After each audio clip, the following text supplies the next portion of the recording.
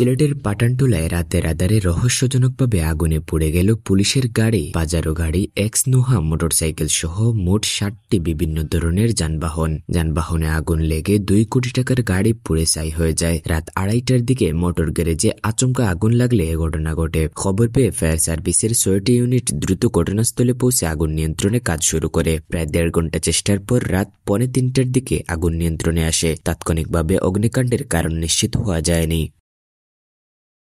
এবং সাথে সাথে আমি ওই দক্ষিণ সমাজ থেকেও আমি আরেকটা টার্নআউট পাঠাই এবং আমি নিজেও চলে আসি সাথে সাথে। এবং আমাদের 6টা ইউনিট এই জায়গায় কাজ করে। আমি সাথে আমিও আসছি, আমাদের যে ইউনিট আছে সেটা নিয়ে আমি আবার বিহার থেকে দক্ষিণ সমাজ থেকে আসছি।